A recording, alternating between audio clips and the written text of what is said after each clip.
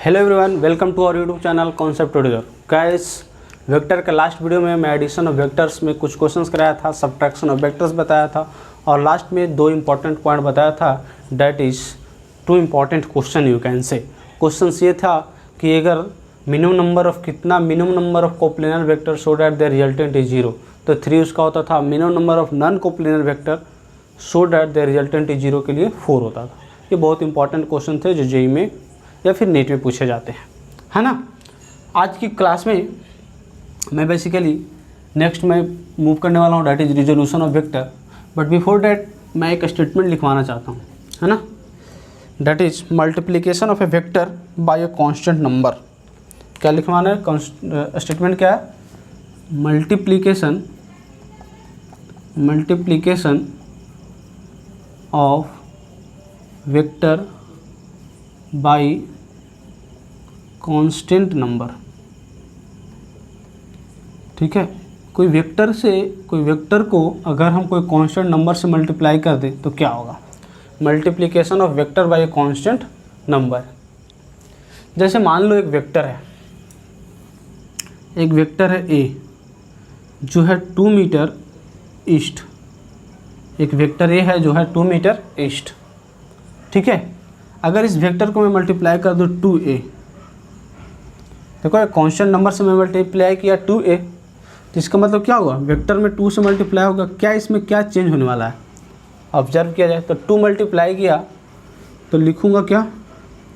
Date is 2 into 2 metre of east. तो यहाँ से हो जाएगा क्या? 4 मीटर ईस्ट।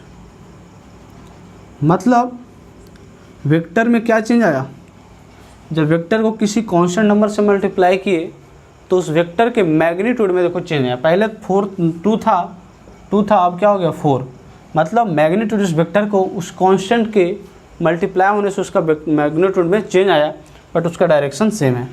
मतलब यहाँ से स्टार मार्कर पॉइंट लिखा जा सकता है। वेन क्या लिखा जा सकता है star marker point? when you multiply a vector by a constant number, then when you multiply a vector by a constant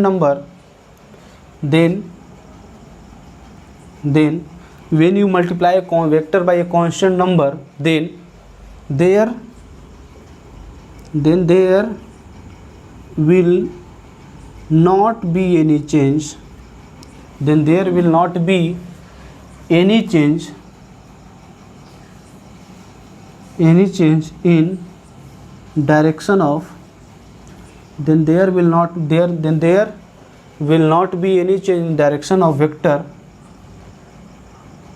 मतलब वेक्टर के डायरेक्शन में कोई चेंज नहीं होगा। चेंज किस में होगा?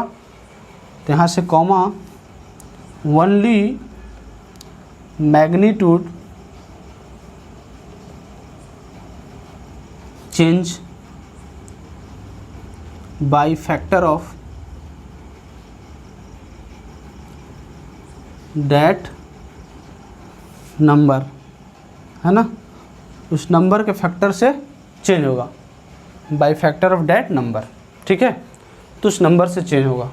मतलब 2 था तो उसका मैग्नीट्यूड 2 टाइम्स मल्टीप्लाई हो जाएगा। ठीक है, तो ये हमारा वेक्टर को किसी नंबर से मल्टीप्लाई करने से इसमें ये चेंज होता है। मीन्स अगर मान लो वेक्टर एक ये है दैट इज 8 मीटर ईस्ट। ठीक है, एक वेक्टर मान लो बी है that is 2 metre east. So it can be written as vector A is 4 times vector B. क्या लिख सकते हैं? देखो दोनों का डायरेक्शन सेम है तो लिख सकते हैं vector A is 4 times vector B. 4 times अगर मल्टीप्लाई करो तो वेक्टर बी में तो 8 मीटर ईस्ट आ जाएगा। इसका मतलब ये लिख सकते हैं क्या? इसका मतलब फॉर जनरल अगर जनरल में अगर मैं लिखूँ कोई generally a vector can be written as vector A is lambda times vector B. इस तरीके से हम लोग लिख सकते हैं किसी वेक्टर को। अगर दोनों वेक्टर का डायरेक्शन सेम है तो हम लोग इस तरीके से हम लोग लिख सकते हैं।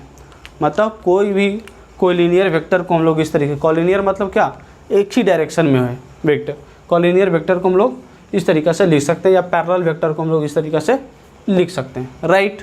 तो ये चीज़ें समझ में आई, मल्टीप्लिकेशन ऑफ वेक्टर क्या होता है। चलो अब मैं आता हूँ उस कॉन्सेप्ट पे जो मैं आज पढ़ाने वाला हूँ, है ना। अब मैं आता हूँ उस कॉन्सेप्ट पे जो पढ़ाने वाला हूँ, ठीक है। That is resolution of vector, that is resolution of vector. मैं ये चीज़ यहाँ पे इसलिए बताया, मैं यहाँ ये चीज़ पहले भी बताता, बट इसका यूज यहाँ पे आने वाला है, दैट इज़ वाई मैं यहाँ पे इस चीज़ को बताया हूँ, है ना। रिजोल्यूशन ऑफ वेक्टर, आ जाओ। क्या है रिजोल्यूशन ऑफ वेक्टर भाई, देखो क्या है, देखो कॉन्सेप्ट हम लोग क्या सीखने जा रहे हैं, resolution of vector, resolution of vector, ठीक है। रिजोल्यूशन ऑफ वेक्टर क्या है, देखो यहाँ से अगर देखिए इस वर्ड को रिजोल्यूशन, मतलब इसको क्या पढ़ेंगे हम लोग, रिसोल्यूशन, रिसोल्यूशन है ना। इस अगर टर्म को देखें तो रिसोल्यूशन मतलब एक वेक्टर को रिसोल्यूशन करना है, मतलब उसको सॉल्व करना है ना। रिसोल्यूशन मीन्स व्हाट, सॉल्व, मतलब एक वेक्टर को एक बार उसको सॉल्व करना है। कैसे सॉल्व करेंगे, देखो क्या हम इसको ऐसे लिख सकते हैं क्या, मान लो एक वेक्टर है A, that is 8 metre east, okay. चलो बार बार तुम कहोगे सर 8 मीटर ईस्ट ही क्यों लेते हैं, चलो 8 मीटर पर सेकेंड ईस्ट, ओके। एक वेक्टर है ये 8 मीटर पर सेकेंड ईस्ट, ओके। क्या इसको हम लोग ऐसे लिख सकते हैं, vector A is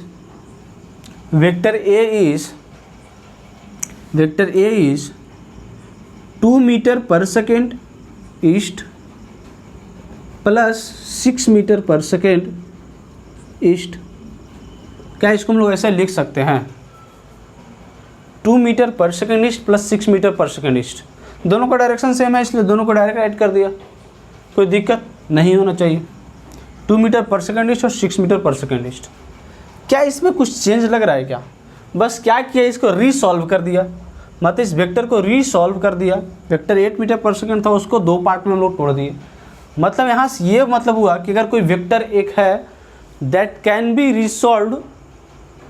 B resolve into 2 और मोर वेक्टर। यहाँ से क्या कहने का मतलब हुआ है, अगर इस चीज़ को समझे तो रिजोल्यूशन ऑफ वेक्टर का मतलब क्या हुआ, a vector can B resolve into 2 और मोर वेक्टर्स। क्या इसको एक मैं नया वेक्टर लिख सकता हूँ क्या, let it be vector B and let it be this vector is C. So now vector A can be written as vector B plus vector C. Can it be written as और not, yes it can be written it like this, okay. तो ये आया अपना मतलब resolution of vector का मतलब क्या हुआ, a vector can be resolve पढ़ते हैं उसको एक्चुअली, रिजॉल्व इनटू 2 और more vectors. Vector can be resolve into 2 और मोर वेक्टर, है ना। अगर इसी तरीके से मैं एक एग्जांपल इधर में दिखाता हूँ, है ना, एक एग्जांपल मैं और दिखाता हूँ। चलो जी, उस साइड में एक एग्जांपल देता हूँ। Let a vector B like vector A is 7 metre और यू कैन से 12 मीटर पर सेकेंड वेस्ट, ओके। 12 मीटर ऐसा 12 मीटर पर second north east, what, north east, ठीक है। ए इज 12 मीटर पर सेकेंड नॉर्थ ईस्ट डायरेक्शन में 12 मीटर पर second है। एक वेक्टर बी है, डेट इज, यहाँ 13 लिख लेते हैं तो ज़्यादा अच्छा रहेगा, 13 मीटर पर सेकेंड, है ना। एक वेक्टर बी है डेट इज 5 मीटर पर सेकेंड ईस्ट, ओके जी, 5 मीटर पर सेकेंड ईस्ट, और यू कैन से 1 मीटर पर सेकेंड, ठीक है। चलो 1 मीटर पर सेकेंड ईस्ट, है ना। एक वेक्टर बी है डेट इज एक वेक्टर b है, that is let it be like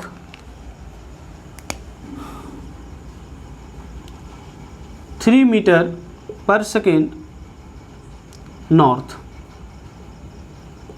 क्या वेक्टर ए को वेक्टर बी और वेक्टर सी के फॉर्म में लिखा जा सकता है? वेक्टर ए को वेक्टर बी और वेक्टर सी के फॉर्म में लिखा जा सकता है क्या? सोचो। अभी अगर आपको बोल दिया जाए तो नहीं लिख पाओगे, ठीक है, बट मैं इसको लिखकर आपको दिखाता हूँ कैसे लिखा जा सकता है। देखो बेसिकली क्या कर रहा है, 13 मीटर पर सेकेंड नॉर्थ ईस्ट। मतलब अगर देखो इसका डायरेक्शन अगर हम लोग इससे डिनोट करें, this is north, this is east, so this will be A north east, है ना, 13 मीटर पर सेकेंड। इसका मतलब ये हुआ कि अगर मेरे को इस डायरेक्शन पे जाना है तो ईस्ट में चलना पड़ेगा, and then after it will then you have to go in north direction. इधर कितना चलना पड़ेगा, तो इधर देखो 5 मीटर पर सेकेंड चलो और इधर 12 मीटर पर सेकेंड चलो, तो देखो रिजल्टेंट जो आएगा दैट इज 13 मीटर पर सेकेंड, है ना, आ जाएगा। अब देखो इसको कैसे हम लिखेंगे, रिजॉल्व करते हैं वेक्टर ए को। तो लिख सकते हैं क्या, vector A can be written as vector B और वेक्टर सी के फॉर्म में कितना, 1 मीटर पर सेकेंड ईस्ट, ईस्ट में कितना है 1 मीटर पर सेकेंड। तो मैं ऐसा क्या लिख सकता हूँ, 5 इंटू वेक्टर बी,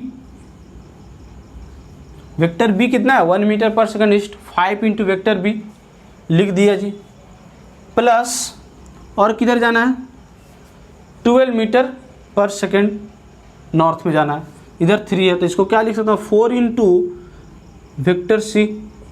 क्या लिख सकता हूँ मैं, अब अगर यहाँ से देखो किसी वेक्टर को कांस्टेंट नंबर से मल्टीप्लाई होने से सिर्फ इस वेक्टर का क्या मैग्नीट्यूड में चेंज आया है, डायरेक्शन में कोई चेंज नहीं है। मतलब वो चीज़ वहाँ पे क्यों पढ़े थे, यहाँ पे समझने के लिए। मतलब vector A is represented by 5 metre पर second plus 4 metre, sorry 5 vector B and 4 vector C. Okay, 5 vector B में मल्टीप्लाई होने से क्या हुआ, वेक्टर बी के मैग्नीट्यूड को 5 टाइम्स बढ़ा दिया, और 4 वेक्टर सी मतलब 4 टाइम्स वेक्टर सी को बढ़ा दिया। चलो, बट डायरेक्शन सेम है। अब देखो मतलब समझ में आया, इस तरीक़े से हम लोग देखो वेक्टर ए को 2 वेक्टर में तोड़े, किसमें, vector B and vector C को रिजॉल्व किए vector B and vector C में। तो इसीलिए मैं लिखा था resolution of vector means what, a vector can be resolve into 2 और more vector, a vector can be resolve into 2 और मोर वेक्टर, है ना। You can say a vector can be written as sum of 2 और more vector, ठीक है। तो अगर इसी तरीके से अगर हम लोग जनरल अगर लिख दे, मान लो अगर ऐसे कोई वेक्टर रहेगा तो इसको लिख सकते हैं क्या, lambda vector B plus lambda vector plus mu vector C. Lambda और म्यू का वैल्यू कुछ और हो सकता है या नहीं हो सकता, लेमडा और म्यू का वैल्यू कुछ और हो सकता है या नहीं हो सकता है, हाँ हो सकता है, क्यों नहीं हो सकता, लेमडा और म्यू का वैल्यू क्यों नहीं हो सकता। देखो मैं ऐसा लिख सकता हूँ क्या, यहाँ पे लेमडा का वैल्यू मैं लिख सकता हूँ 15/3, देखो वही आया 5।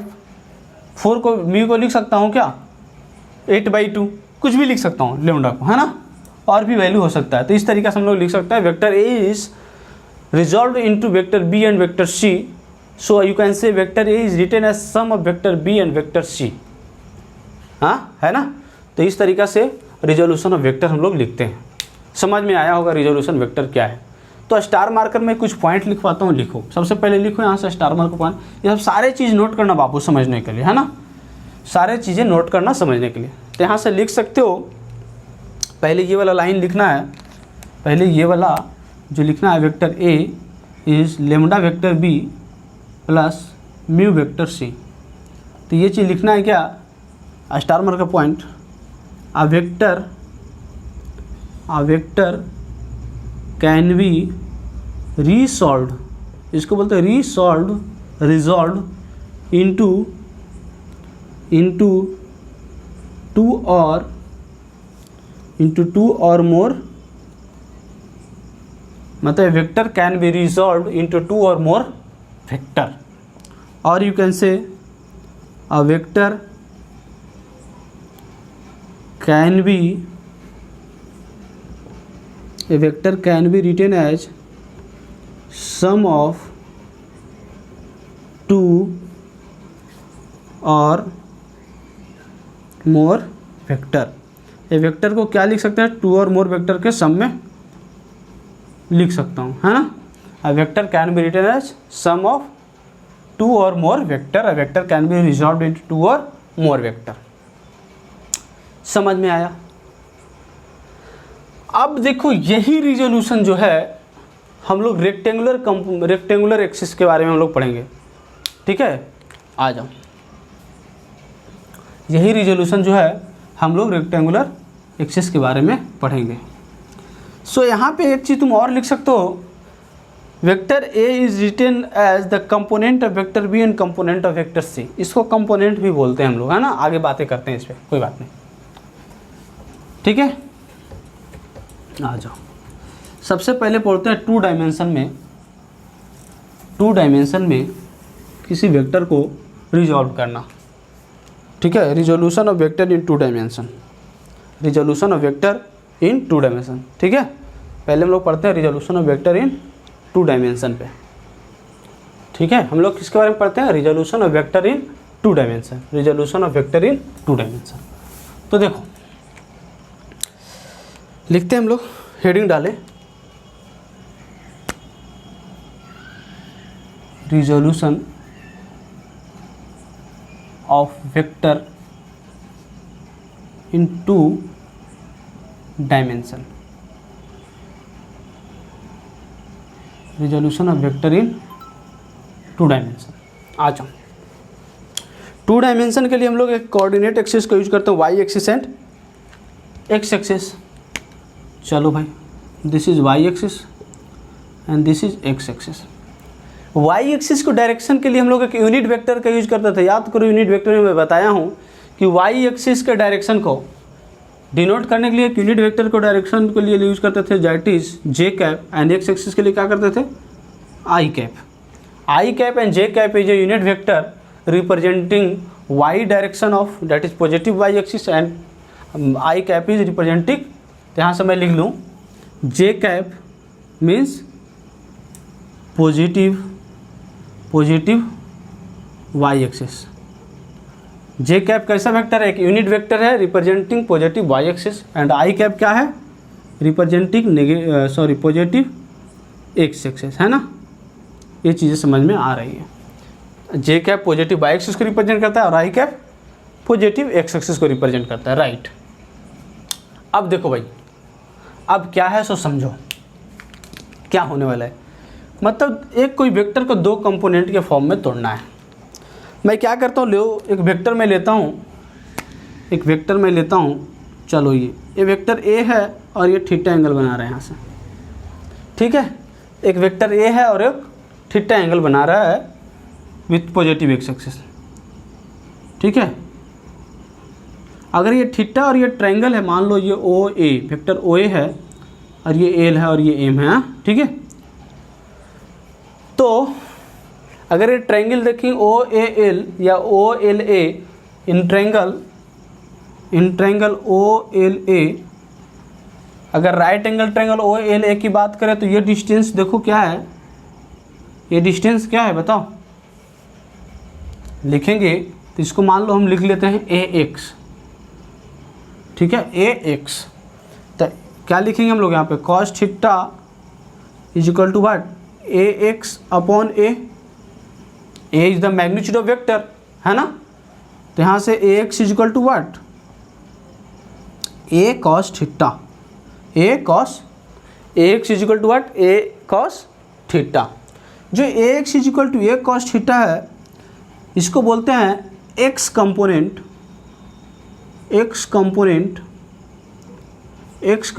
ऑफ वेक्टर ए।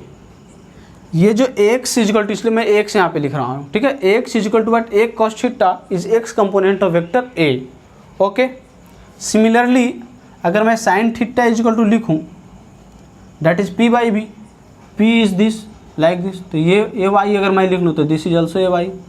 तो मैं क्या लिखूँगा, sine theta is equal to A Y upon A, so A Y is what, A sine theta, है ना, ए sine theta.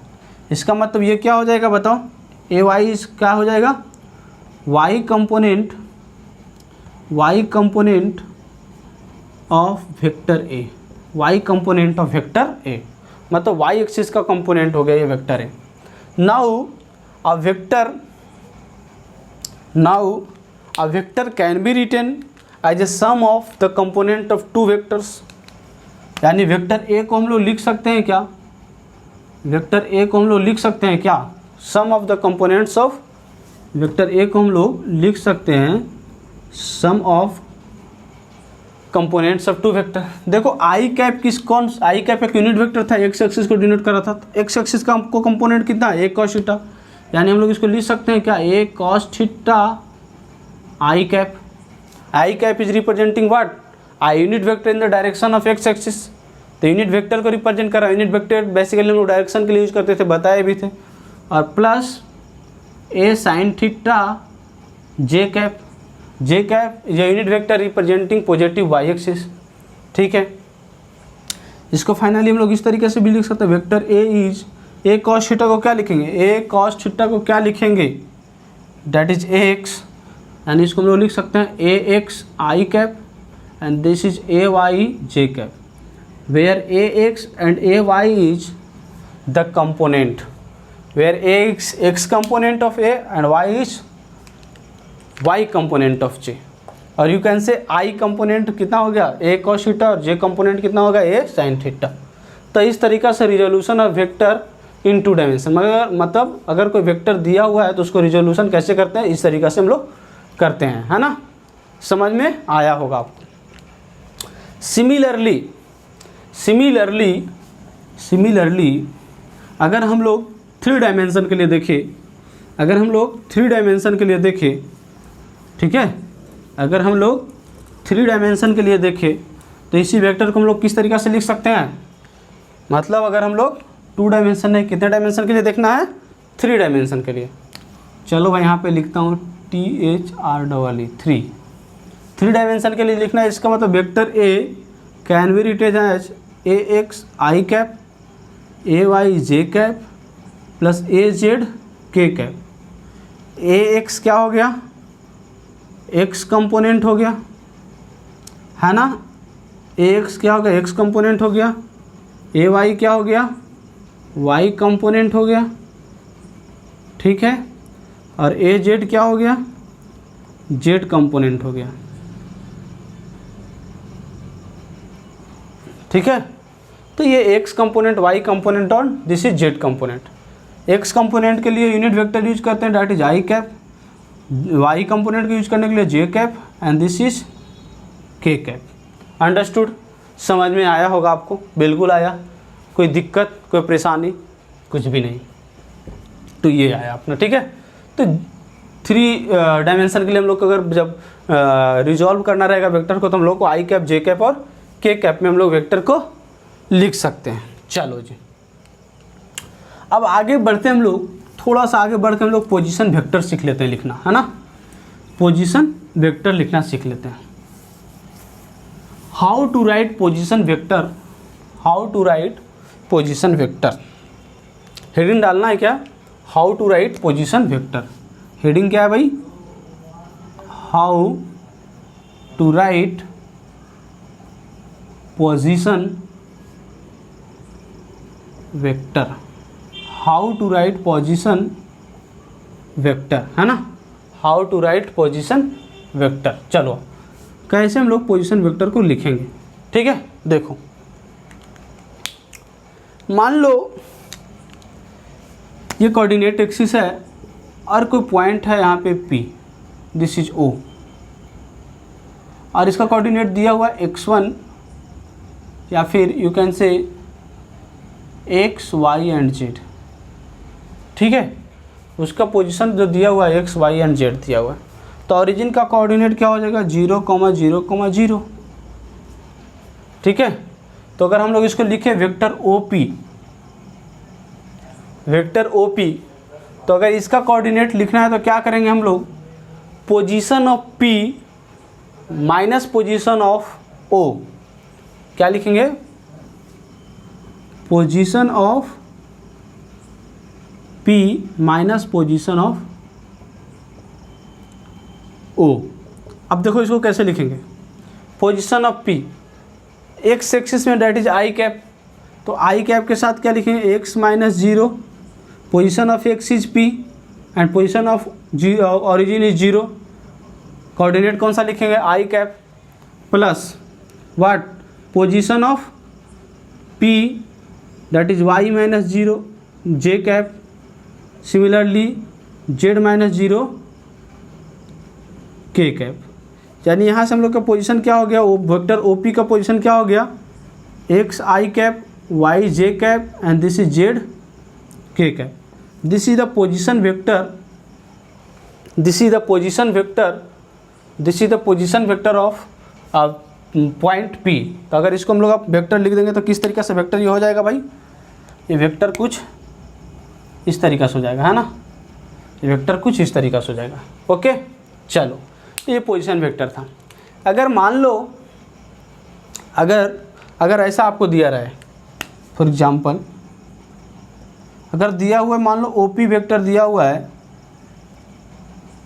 x1 i cap, x2 j cap, sorry x1 i cap, y1 j cap plus z1 k cap, and OQ vector दिया हुआ है that is x2 i cap, y2 j cap and z2 k cap, ये दिया हुआ है। अब आपको लिखना है PQ, तो PQ क्या लिखेंगे बताओ, PQ वेक्टर को क्या लिखेंगे, वेक्टर PQ को क्या लिखेंगे बताओ, वेक्टर PQ को लिखेंगे जैसे यहाँ पे लिखे थे क्या, position of P minus position of origin, यहाँ पे position of Q, position of Q minus position of P। तो देखो पोजीशन ऑफ Q का कितना है, x2, तो लिख सकते हैं हम लोग क्या, x2 minus x1 i cap plus y2 minus y1 j cap and similarly z2 minus z1 k cap. तो ये था अपना क्या, पोजीशन ऑफ वेक्टर। अगर लिखना अगर दिया रहे, दो पोजीशन दिया रहे, तो अगर तीसरे का मान लो लिखना है वेक्टर का पोजीशन, तो इस तरीके से लिख सकते हैं, है ना। तो ये आपको how to write position vector आप लोग सीखे हैं। अब देखो एक टर्म होता है, यूज होता है कोसाइन रेशियो और कोसाइन, ठीक है, वो भी मैं थोड़ा सा डिस्कस कर देता हूँ, कभी कभी क्वेश्चन इस पे वेक्टर्स में पूछता है। ओके आ जाओ, यहीं से अगर देखें तब ये वेक्टर हो गया कितना, अगर इसको अगर हम दिखाएं तो ये x हो गया, दिस इज y, ठीक है, ये x हो गया, दिस इज y, है ना। और सिमिलरली जहाँ पे z होगा z हो जाएगा। अगर मान लो ये अल्फ़ा है, ये बीटा है, ये अल्फ़ा है, ये बीटा, और z एक्सिस के मान लो गामा बना रहा है, तो अगर यहाँ से हम लोग कॉस अल्फ़ा लिखेंगे तो क्या लिखेंगे बताओ, cos alpha is equal to what, cos alpha लिखेंगे तो क्या लिखेंगे बताओ, कॉस अल्फ़ा लिखेंगे तो क्या लिखेंगे, कॉस अल्फ़ा लिखेंगे क्या हम लोग, दिस लेंथ अपॉन दिस, ठीक है, तो x अपॉन वाट, मैग्नीट्यूड उसका क्या हो जाएगा, X square plus Y square plus Z square. समझ में आया कि नहीं आया, आया ना। सिमिलरली कॉस बीटा को हम लोग क्या लिखेंगे, y upon X square plus Y square plus Z square. Similarly cos gamma को हम लोग क्या लिख देंगे, Z upon under root over X square plus Y square plus Z square, है ना। तो ये हो गया, जिसको बोलते हैं कोसाइन, ठीक है, कोसाइन रेशियो, है ना। ओके, अब देखो, अब यहाँ पे एक चीज़ हम यहाँ पे ये लिख दिए कि सर आप ये कैसे लिख दिए हो, तो अगर वेक्टर OP का मैग्नीट्यूड निकाला जाए, वेक्टर OP का मैग्नीट्यूड, तो क्या लिखेंगे, डिस्टेंस ऑफ दिस, तो डिस्टेंस फार्मूला यूज कर देंगे तो क्या लिखेंगे, x माइनस 0 का whole square, similarly y minus 0 का होल स्क्वायर, z माइनस 0 का होल स्क्वायर। ओके, अब इसको सॉल्व कर देंगे तो हो जाएगा X square plus Y square plus Z square. मतलब ये हुआ मतलब ये हुआ कि अगर आपको कोई वेक्टर कंपोनेंट फॉर्म में दिया रहे तो आप वेक्टर का मैग्नीट्यूड निकाल सकते हो। मतलब अगर आपको कोई वेक्टर कंपोनेंट फॉर्म में दिया रहे तो आप लोग मैग्नीट्यूड निकाल सकते हो। तो यहाँ से लिख लो magnitude of vector in component form, magnitude of vector in component form, in component form, magnitude of vector in component form. क्या होगा देखो, मान लो आपको कोई वेक्टर दिया हुआ है पी क्यू वेक्टर दिया हुआ है और ये दिया हुआ है x2 minus x1 I cap, y2 minus y1 J cap plus z2 minus z1 K cap. इस तरीके से दिया हुआ है आपको एक वेक्टर पी क्यू और इसका पूछा बोला वेक्टर पी क्यू का मैग्नीट्यूड निकालो। तो बेसिकली वेक्टर पी क्यू का मैग्नीट्यूड जब भी निकालना रहे तो लिखना स्क्वायर रूट ऑफ क्या एक्स कंपोनेंट इसका क्या है आई कैप का जो भी कोफिशिएंट होगा plus Y component plus Z component का होल स्क्वायर। मतलब एक्स कंपोनेंट का होल स्क्वायर, वाई कंपोनेंट का whole square plus Z component का होल स्क्वायर, ये लिख सकते हैं। या फिर आई कैप के कोफिशिएंट का स्क्वायर, जे कैप के कोफिशिएंट का स्क्वायर और के कैप के कोफिशिएंट का स्क्वायर। किसी वेक्टर का मैग्नीट्यूड निकालने के लिए हम लोग ये तरीका अपनाएंगे। ठीक है, आज की क्लास में मैं यहीं पे रखता हूँ। नेक्स्ट क्लास में मैं इस पर कुछ क्वेश्चंस करवाऊँगा और फिर जो बचा है that is product of vectors पे मैं जाऊँगा। तो for this lecture and for this video I have to stop this lecture and I think you will be happy to learn from my lecture. So hope so you are getting interest in my video. So for this video, tata and bye bye. Keep smiling and keep studying from my lecture. Okay, bye.